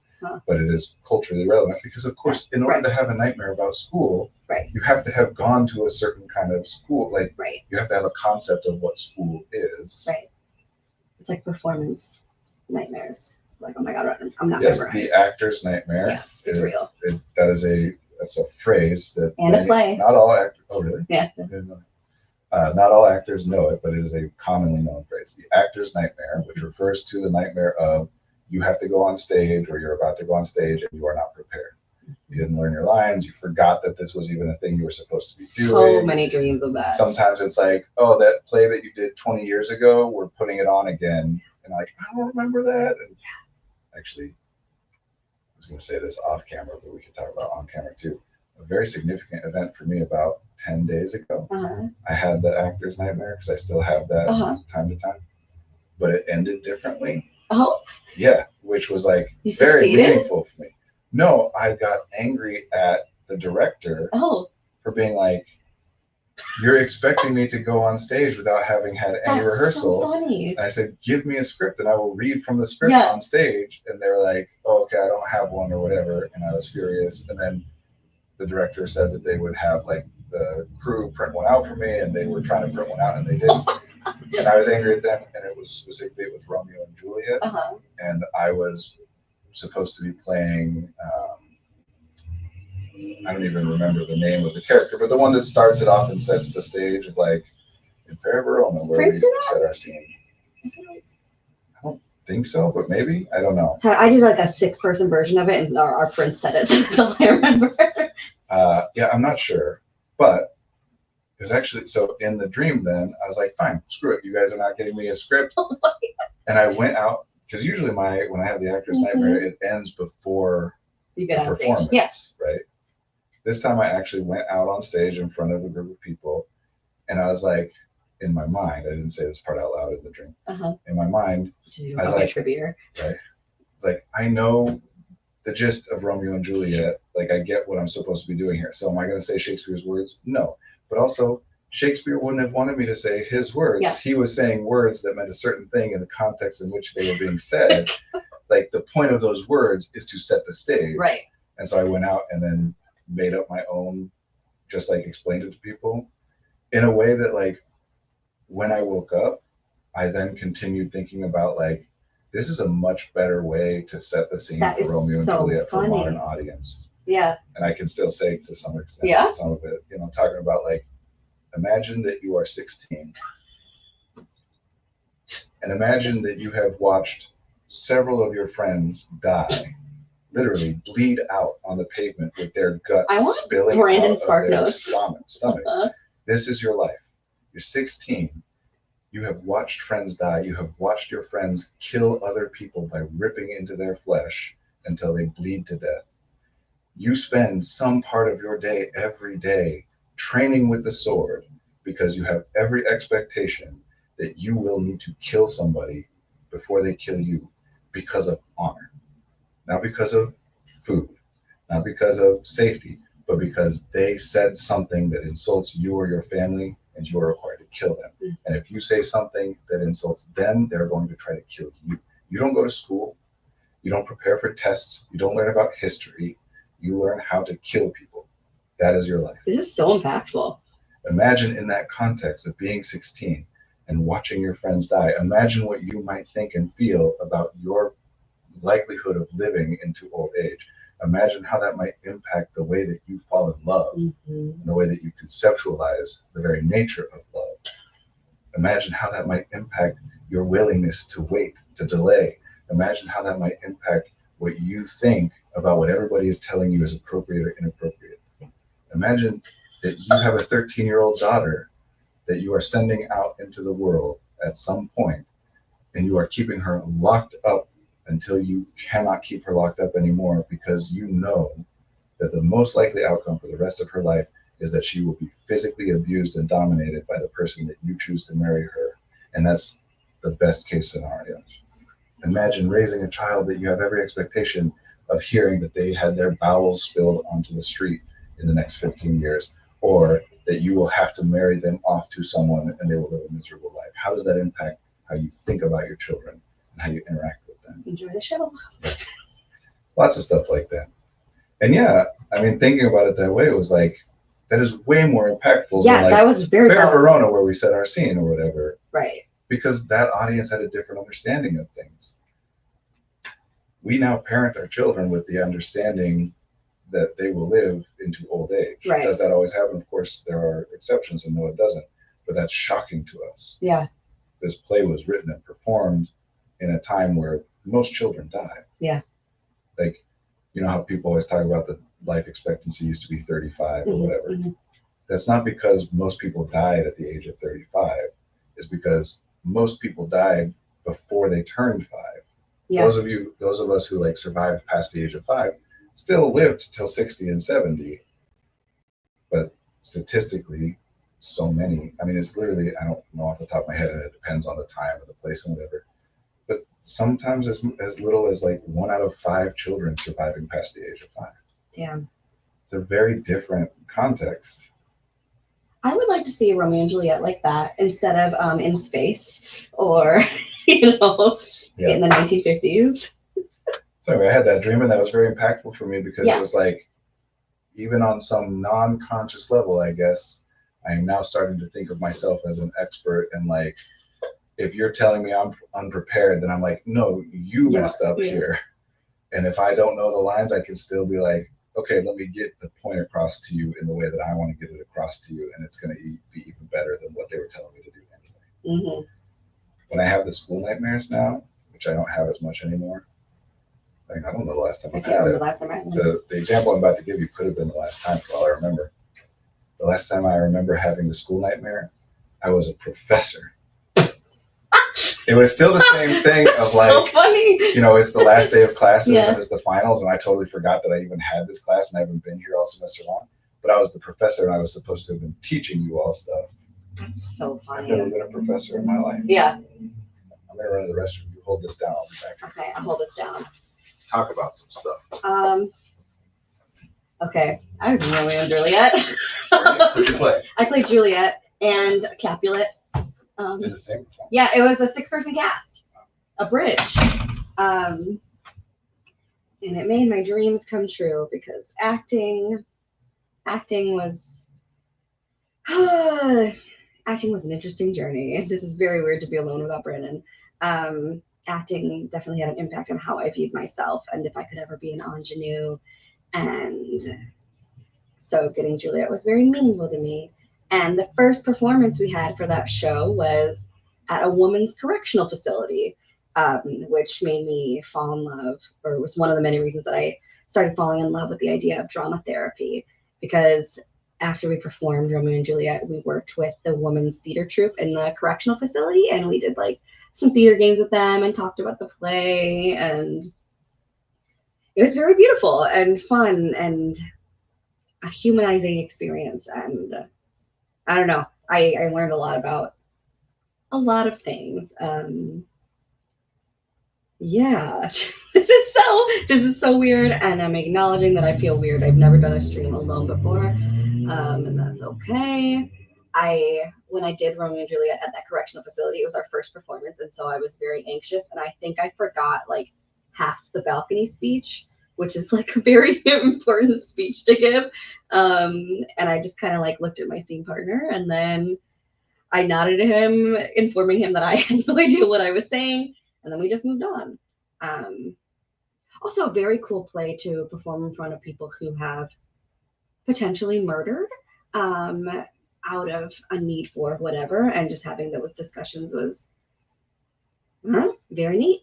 And then the next day we'd be performing at an elementary school, and I think it's very cool that that kind of show can have an impact on adults in prison and children in elementary schools and kids who are going to farmers markets. Like, it's Shakespeare had a lot of universal themes. I loved him for that. And I learned a lot about language, like the word vom and vomitorium. I don't know if that's a Shakespeare word actually, but vomitoriums are like the sides of the theater, and to vom is to spew out and like vomit. And so you would spew out the vomitoriums onto the stage. You were spewing out walking onto the stage. I don't think that's Shakespeare, but I know that's the meaning behind vom. And I always think that's a fun fact to share with people. Feel free to chime in and share anything you have. Hi. Hello. That wasn't a test, but how did it go? It went well. I talked about, I don't know if well's the right word actually. Talked about being in Romeo and Juliet, and the first time we performed was in a women's correctional facility. And then afterwards we got to talk with the women in the theater troupe at the correctional facility, and how interesting that was. And then I was talking about how it's interesting that we like the universal themes in the show, and then the next day we'd be performing at an elementary school, and just that there were things to relate to in both. It was very cool. Yeah. With my good friend Natalie Black. Yeah, I don't know if she might have done like the first initial troop, and then I like took over like the second troop. But yeah, she was definitely part of that Very cool. in some way. And I forgot the balcony speech, a bunch of it at the correctional facility, and I just looked at my scene partner like, we're moving on, because I don't know. And once again, you can translate that. I know you wouldn't do that in Yeah. that moment because that's not the convention that you've established in the play. But that could be more effective, I think, if it was done differently. Yeah. You know, even literally just the first Romeo, Romeo, wherefore art thou Romeo, that modern audiences all think means where are you, Romeo? Right, instead of what? I mean, why are you? Which it does. Wherefore means why, meaning why are you Romeo? Meaning, man, sucks You're awesome that and we're I'm in different. love with you. Why did you have to be that guy that's from the family that I'm not allowed to interact with? That's why That Drunk sucks. Shakespeare is a great. I don't know if you know Drunk Shakespeare. Vaguely familiar, but also I can put it together. Yeah. There's a theater company specifically in Chicago that is called Drunk Shakespeare, and I've seen their performances, and a lot of it is just like more modern slang and terms, and then they like incorporate the audience in it, and the audience can drink the whole time, and then there's one actor that's assigned being drunk the whole time, which impacts the performance and the way everyone responds. It's very funny. It does sound funny. It sounds miserable as a performer. Oh, absolutely. I don't want to have to drink that. I could never. Absolutely not. I mean, this is part of the question about like the curse of being intellectual or being intelligent or smart or whatever. There are, I mean, kind of as much as we can like go back through known history, like there are various ways that humans, for as long as we know, have framed things as like having thoughts is a curse, or vice versa, having a body is a curse, Mhm. right? That there's this thing in philosophy that's referred to as dualism, which is the concept that there's at least two things that are me, my body and whatever I might call this other thing, mind, Mhm. soul, spirit, whatever. And of course, there are many ways of thinking of it as that there's at least three or four or more pieces of me, but the dualism one is a fairly universal one because again, inherently, like you know that your body does stuff of which you are unaware because you sleep every night. If Mhm. nothing else, you know that. So you know that there's some distinction between like what I'm aware of and what my body Right. is. Whatever the overlap or the interaction is, there's some difference. And that difference to me is like the root of so much of what we have. I think that the inherent conflict of being human Mhm. you can describe as a body mind conflict. That the body has no awareness of anything abstract, which includes futures, pasts, elsewhere, meaning. I think people would argue that. Well, I guess awareness. Okay, the word. Yes, the body is impacted. Like Yes, obviously, for yeah. example, if you get cut and have a scar, then later on you have a scar, and that's because Right. of something that happened in the past. But it's only a thinking mind that can identify that scar as having been due to some particular thing that happened in the past. Another thought experiment is called the novel universe thought experiment, Okay. which is imagine that the universe Mhm. and everything in it, including you and I, just popped into existence just now in the middle of this sentence I was saying. Okay. That the beginning of this sentence didn't actually happen Mm. in the universe, but that when the universe popped into existence, I popped into it here and you popped into it there, and our mind, our brains, and our nervous systems had encoded into them whatever the structures are that equate to we remember that other stuff. I don't like that. Even though that never happened, we Why? just popped into existence having remembered it as having happened. Why are we doing that thought experiment? Aren't these thought experiments so fun? They're so fun. It's like when we talked about the Matrix and how scary that would be for me. Yeah, I was starting to get into the sleep one. I'm just like tormenting you now, I guess. It's okay. I'm okay with it. I haven't left yet. There's a thought experiment called the transporter problem, which is the safer version of what I'm about to say. The safer version. Yeah. In Star Trek, Mhm. a transporter, the way that it works is the thing scans you on a like molecular level, A la Charlie and the Chocolate Factory, probably. like Mike TV. Sure. Okay, great. But in order to do so, it has to break you down into your constituent molecules. Like It's all torn apart. Mhm. And then the other transporter on the other end receives the data about how those molecules were structured. Does it work in Star And- Trek? And on that end, it then uses molecules which exist on that end and aren't different from any of the molecules that were in you to reconstruct you out of new molecules. And so the transporter problem is that you? It's very related to the ship of Theseus. You know that one? Uh-huh. Same deal, right? Like, It's like is that still you? And people think different things and whatever. I get freaked out looking at the cloned rats and then like Museum of Science and Industry. Well, but see, those cloned rats might share DNA, but they have different experiences, and Yeah. therefore they are different, definably, observably different. Right. Just their DNA is the same. For the transporter, like that person remembers everything you remember, or maybe it's just you, and it's a safer way because it's hypothetical, it's not real. So it's all like it does call some stuff about identity into question. But here's the version that I like to ask people, which I think has a tendency, I guess, maybe trigger warning. Skip this part. Okay. If you're prone to existential despair, I don't know. Your consciousness ceases to exist when you fall asleep. Mm-hmm. You become conscious again when you wake up. Mm-hmm. What tells you that the consciousness that wakes up is the same as the one that existed before going to sleep? See, right? Yeah, there's a TV show called Upload on Amazon, and it's like when you die, you get uploaded into like an afterlife, and like depending on how much money you have, you can have like upgrades and like have a fancier life or whatever. But there's a whole dilemma in it where like he accidentally gets uploaded twice, and like which one's the real him, even though he's had all the same experiences, and it's very interesting. And then like the girlfriend that's was with him during the real life is still into him, but then there's a programmer that like talks to them and like provides them with things, and she's falling in love with him too, and just all of these different things. Who's who? Which one's the real one? Yeah. How do you know you don't just die every night and then a new consciousness wakes up in your body every morning, but the new consciousness remembers having been the same as the one that died yesterday? And it's fucked up. Except here's the fun thing. That's just a thought. The thought of that. Yeah, that's just that whatever is happening is the thing that has been happening your entire Sure. life. You're thinking about it in a different way, applying different language to it does not change. Whatever it was is what it is. But if we apply certain words to it, now all of a sudden I can be terrified about something that I've been experiencing every night of my life.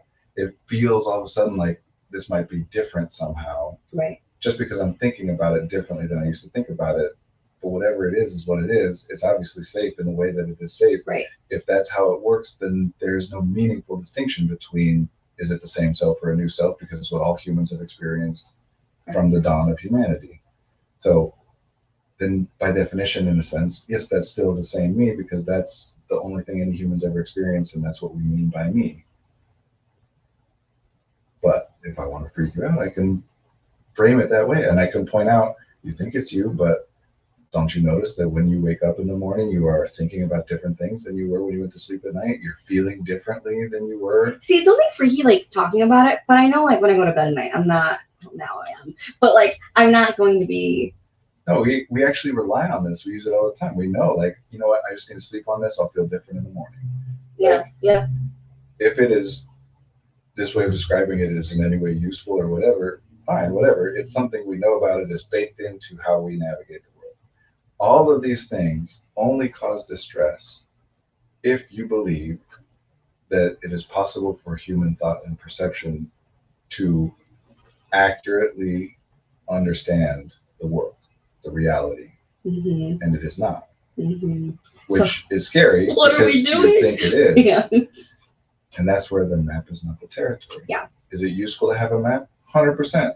Way better to have the map than to not have the map. I can do things in ways that are much more efficient and effective. I can avoid bad stuff and pursue good things much better if I have a map than if I don't. And a map, by definition, would not be useful if it was the territory. The territory is already there. Yeah. The point of the map is that it takes some data, like relative position and relative size, about the territory and models that data while leaving all the rest of it off. I don't need every blade of grass. Yeah. I just need to know where is this point in relation to that point, directionally and distance-wise. Maybe it's the performer in me or a person who's played video games, but like anytime I visualize this, I'm not visualizing myself. I'm thinking of like a video game character and popping up the map on the screen, or a script. So back to aphantasia. Yeah.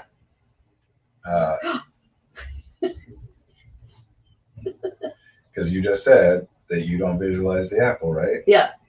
But And you yet- just out now said, I visualize myself on the screen. I see whatever. Yeah. So is that aphantasia?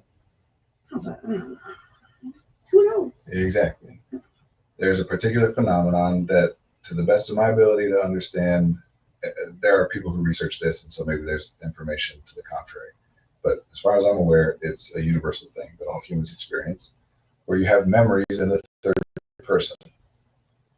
You have memories where you see yourself in the memory. Mm-hmm, mm-hmm.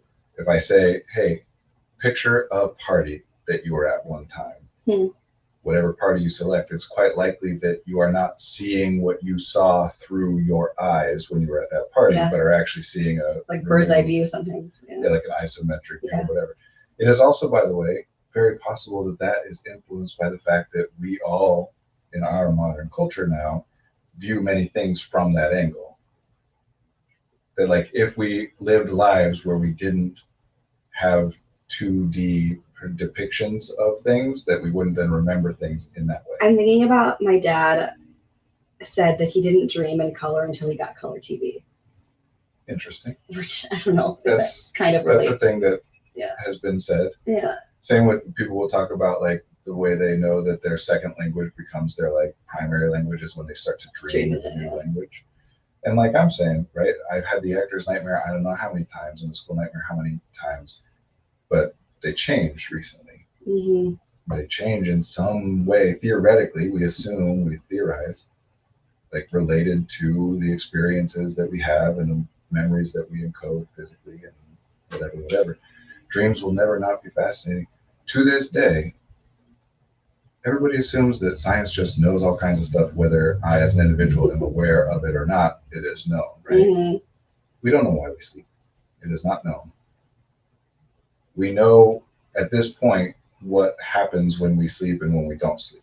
Mm-hmm. We don't know why, as a species, we evolved to sleep. What about other species? Nope. No. Just sleeping in general. One way to phrase this that's, like, not uncommon among certain scientists or whatever is, if a living organism is going to spend a third of its life completely vulnerable to environmental predators and danger and whatever, something really important must be happening. But we don't know. I'm thinking about hibernation too. But at least, I don't know. Hibernation, funny enough, again, not an expert in this, so this is just my understanding, could be wrong. But from my understanding, hibernation is not the same as sleep. That's just our metaphorical way as humans of understanding. But, like, the biological experience that an organism has when it is hibernating is different than what's happening when it sleeps. I feel like I believe that. I believe that. But we just, like, What? we don't have a way to model it other than, like, you're basically sleeping. But, like, Yeah. hibernating animals will be conscious sometimes, like, they'll eat sometimes and, like, move around. And I'm just picturing little bears eating food. yeah, it's, Ah. and here's the thing, this is part of that question about it being a curse for people to intellectualize feelings, right? There are certain things that literally cannot be known, only theorized. Things like any question that involves the word why, any question that starts with what will happen if, or what happens when. These are things that cannot be known. But that doesn't mean that they're not useful questions to ask, and that in trying to answer them, we come up with stuff that ends up being useful. Mm-hmm. It just can't be known, right? Why am I feeling like this? Oh, because I didn't get enough sleep. Could be. It would be absurd for anybody to say, no, that is not true, as in, like, the way you slept did not impact how you feel, obviously, right? But it would also be absurd to say, no other variable impacts how you are feeling right now besides your sleep. Mm-hmm. Mm-hmm. So in practical terms, again, like, very useful for us to say, why am I feeling this way? Oh, maybe because of this, because that guides what we do next and what we attempt to change, right? But that doesn't mean that it actually can be identified as being correct or incorrect. When I'm talking earlier about, like, ADHD is not the reason you experience the symptoms that you have to experience in order for us to apply the label of ADHD, I don't mean, but the real reason is blank. Right. What I mean is, we don't know Right. what the reason is. We have theories, both like in the sense of like general theories, but also for any individual circumstance, people can have their theories about it. And those theories can be useful, but there's not a way to determine that they are or are not true. That's why it's not medicine. Yep. Therapy is not medicine. It is philosophy. Therapists come from a tradition that, if you carry it far enough back, was performed by like spiritual leaders, clergy, philosophers, right? Even It artists. brings me so much comfort, truly. We do not come from a tradition that, if you carry it far enough back, comes from scientists and doctors. That's not what we do. But our culture prioritizes certain things over other things, and our culture also preaches that you must have justification. In other words, does anyone argue with the human intuition, the universal human? Everybody has this sense of like, there are times where I'm feeling certain things or thinking certain things that are unpleasant, that I'm struggling with certain experiences, cognitive and emotional experiences, and somebody else could help me to change so that those experiences, I'm now having a better time of it. Whatever. Everybody knows that. But in our culture, in large part due to one of the labels that we use to encapsulate elements of this is hyper-individualism, that you should not need anybody's help. You should not need other people to be happy. You should be able to just be like, now I'm happy. Like switch the levers in your head and you're happy without having to do anything or involve anyone else. That just because somebody else hit you doesn't mean you have to be hurt by it. And there's like some truth and definitely some utility to some of those things, even though some of it is absurd if you take it literally. But that means that in our culture, if I want somebody else's help, I have to explain why I want somebody else's help, why I'm not just going to do it on my own, because I have a belief either that I should be able to, or at the very least, I have a belief that everybody else thinks that I should be able to. And so now I need to say, well, why do I want somebody else's help? Why is it okay or acceptable, allowed for me to ask for somebody else's help? And in our culture, again, when you're sick, you go to the doctor. That's fine.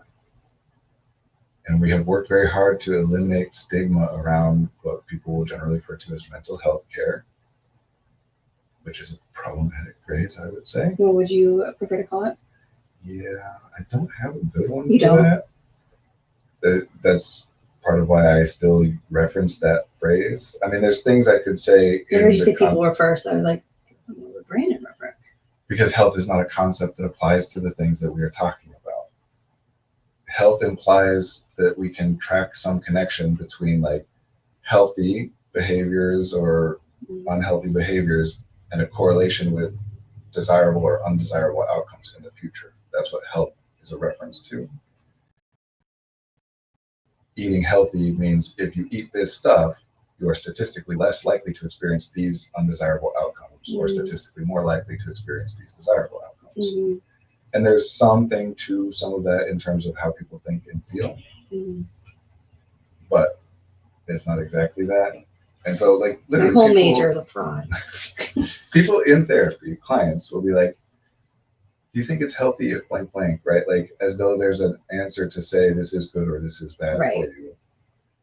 But no matter what, no matter how much consensus we might have on like a specific thing being a bad thing to do, and there are certainly some things where like collectively we'll arrive at a consensus of like, that's not great for you, that's bad for you, whatever. Like shooting up heroin, we can kind of, it's not a controversial opinion to be like, that's an unhealthy behavior. Certainly there are ways to extrapolate that into like, and therefore a person's making bad choices, that stuff can all be very debated. But generally people are going to say like, yeah, that's unhealthy, right? But in philosophy, there's this thing called considering the counterpositive, which means considering the thing which isn't happening, not just looking at what is happening and evaluating it as good or bad, but looking at the thing that isn't happening so that you can evaluate what is happening in relationship to the thing that isn't happening. Meaning, well, yes, I would agree with the statement. Personally, I would agree with the statement that shooting up heroin is an unhealthy thing to do. But when an individual person in an individual context does that, I don't know what would have happened if they hadn't done that. Mm-hmm. And I cannot say that them doing that is worse than what would have happened had they not done that. Mm-hmm. So we can't know that. So for me as a therapist, I think it is important to approach this all as I assume that everything everybody does is the best option they have available to them Mm-hmm. at the time at which they do it.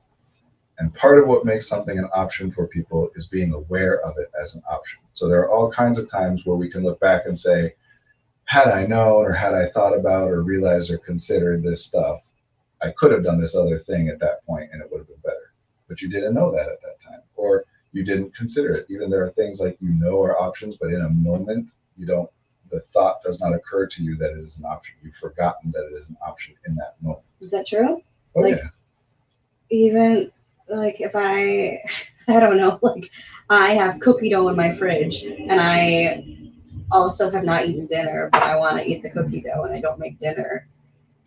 I know that the option of cooking dinner is available, but I may eat the cookie dough.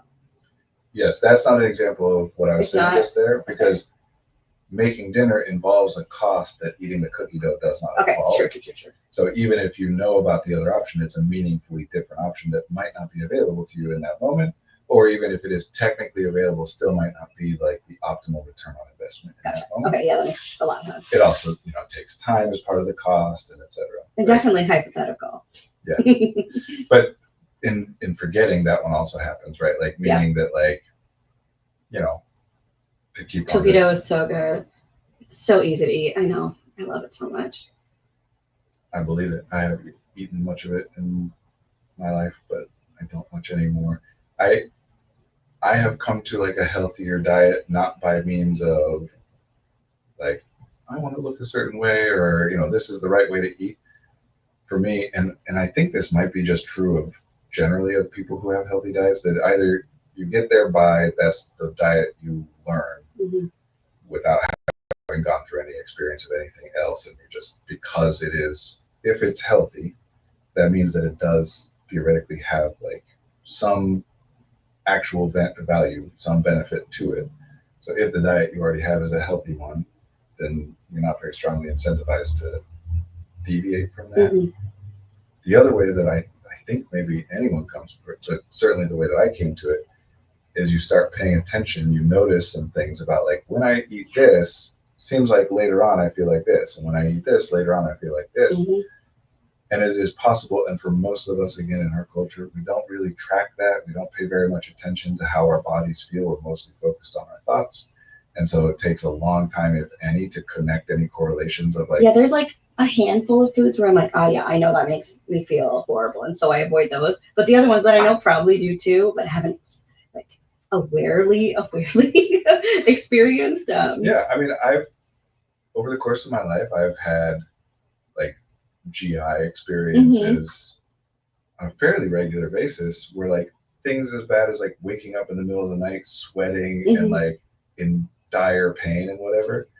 And for like the first 35 years of my life, that would happen every so often. And at no point did I ever think like, I wonder what caused this. It's just like, this is what happens to me every once in a while and this sucks. Yeah. And only at a certain point do I start to think like, there's got to be some correlation, which I still haven't figured out, but I still assume there is. That's how I found out about, well, my dad helped me. Caffeine was giving me like heart palpitations, and I was like associating it with just like, I'm anxious, which probably too, but. Well, see, again, this is a why thing, right? Why is Yeah. my heart palpitating? Because of the caffeine.